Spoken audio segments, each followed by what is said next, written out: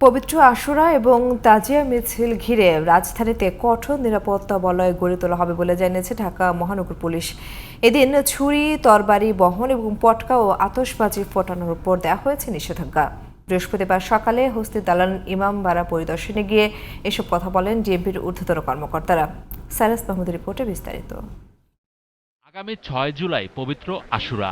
ঢাকা মহানগরীর হোসেনি দালান, ইমামবাড়া, বড়কাটরা, মোহাম্মদপুর বিহারি ক্যাম্প, শিয়া মসজিদ, বিবিকা রওজা, মিরপুর পল্লবী বিহারি ক্যাম্প সহ যেসব এলাকায় পবিত্র আশুরা পালিত হয় সেখানে এরই মধ্যে পর্যাপ্ত নিরাপত্তা ব্যবস্থা গ্রহণ করেছে পুলিশ। বৃহস্পতিবার সকালে হোসেনি দালান ইমামবাড়া পরিদর্শন করেন ঢাকা মহানগর পুলিশের শীর্ষ কর্মকর্তারা। পরে এক সংবাদ সম্মেলনে ডিএমপির পক্ষ থেকে জানানো হয়, এবছর তাজিয়া মিছিল হবে 50টি।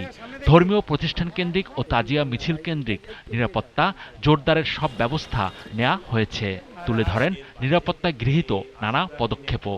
তাজিয়া মিছিলে অংশগ্রহণকারীরা যেন কোনো প্রকার ধাতব পদার্থ, দাহ্য পদার্থ, ছুরি, চাকু, তরবারি, লাঠি, বল্লম বা ব্যাগ বা বিভিন্ন সুটকেস, ছাতা বা সন্দেহজনক প্যাকেট নিয়ে অনুষ্ঠানস্থলে বা মিছিলে না আসে।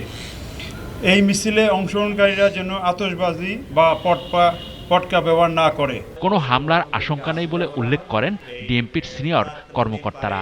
অপরাধ ভাই অপরাধেই, এইটা জঙ্গি আর এইটা ওইটা নিয়ে করার দরকার নেই। একটা বোমা মারবে, মানুষ মরবে, এটা অপরাধ, এটা ক্রাইম।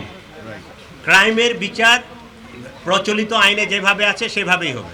আমরা এখন পর্যন্ত আশঙ্কা পাইনি, তবে আমাদের পর্যাপ্ত নিরাপত্তা ব্যবস্থা আছে, বোথ কভার্ড এন্ড ওভার্ড। এদিকে বৃহস্পতিবার কারণ বাজারে মিডিয়া সেন্টারে সংবাদ সম্মেলন করে র্যাব।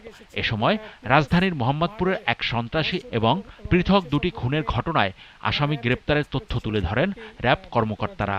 দুইটা ক্লুলেস মার্ডার হচ্ছে, একটা হচ্ছে নারায়ণগঞ্জের সোনারগাঁ উপজেলায়, আর একটা হচ্ছে কুমিল্লার তিতাস উপজেলাতে। এই দুইটা নিয়ে র্যাব কাজ করেছে এবং সেটার সফলতা আমরা গতকাল পেয়েছি। Cyrus Mahmud, GTV news, Dhaka.